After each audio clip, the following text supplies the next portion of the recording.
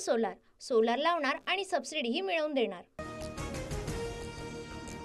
दोन्ही राष्ट्रवादी एकत्र येण्याची गरज मूठ घट्ट राहिली पाहिजे। कुटुंब म्हणून आता एकत्र येण्याची गरज। रोहित पवारांच्या आई सुनंदा पवार यांचं मोठं वक्तव्य।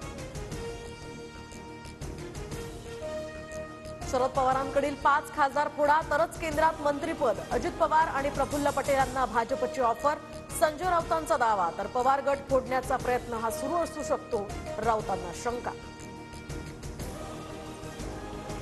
अजित पवार गटाकडून कुठल्याच खासदाराला ऑफर नाही। पवार जो निर्णय घेतील त्याला 8 खासदारांची एकवाक्यता असेल। राऊतांच्या दाव्यावर शरद पवार गटाचे खासदार अमर काळेंची प्रतिक्रिया। संजय राऊतांचा इशारा ठाकरे गटासाठी होता। शरद पवार स्वतःचे निर्णय स्वतःच घेतात, संजय शिरसाट यांचं प्रत्युत्तर।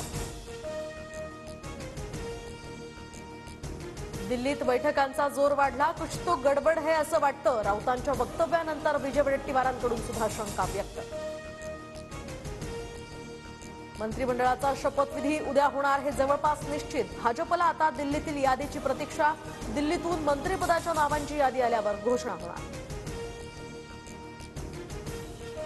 मुंबई महानगरपालिका स्वबळावर लढण्याचे संजय राऊतांचे संकेत। स्वतंत्र लढून कार्यकर्त्यांना बळ दिलं पाहिजे। ज्यांना स्वतंत्र लढायचंय त्यांनी लढलं पाहिजे, संजय राऊतांचं विधान। संजय राऊतांच्या देहबोलीमध्ये नैराश्य दिसतंय। राऊतांनी आपली भूमिका स्पष्ट करावी, वडेट्टीवारांची ही मागणी। तर उद्धव ठाकरेंची दुपारी 1 वाजता पत्रकार परिषद। ठाकरे आता यामध्ये काय बोलणार त्याकडे सर्वांचं लक्ष। राज्यातील महापालिकांच्या निवडणुका एप्रिल नंतर लागण्याची शक्यता। 22 जानेवारीला सुप्रीम कोर्टातील सुनावणीवर हे भवितव्य अवलंबून। राज्यात लोकप्रतिनिधींच्या 34,000 जागा रिक्त। मंत्रिमंडळ विस्ताराच्या आधी नेत्यांच्या भेटीगाठी। दिलीप वळसे पाटील, हसन मुश्रीफ, सुनील तटकरे आणि नरहरी झिरवाळ तसंच चिखलीकर आणि खोसकर अजित पवारांच्या भेटीला। परभणी शहरात जनजीवन हळूहळू पूर्वपदावर। परभणीतील घटनेच्या निषेधार्थ आज धाराशिवमधील कळंब आणि नाशिकच्या नांदगावमध्ये बंद। मसाजोगमधील सरपंच हत्या प्रकरणी सर्वपक्षीय संघटनांकडून आज बीड जिल्हा बंदची हाक। आतापर्यंत 3 आरोपी अटकेत तर 4 आरोपी फरार।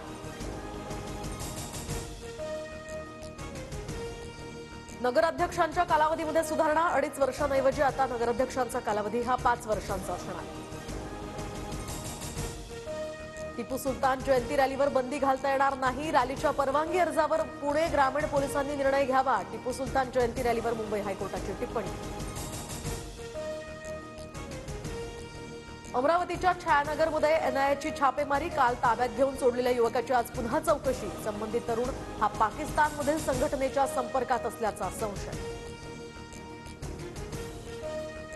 तर 8 राज्यांमधील 19 ठिकाणांवर एनआयएची छापेमारी। छापेमारी दरम्यानच्या डायरीत पाकिस्तानी क्रमांक, पेन ड्राईव्ह आणि हार्ड डिस्क एनआयएकडून जप्त। सोलार सोलार लावणार आणि सबसिडीही मिळवून देणार।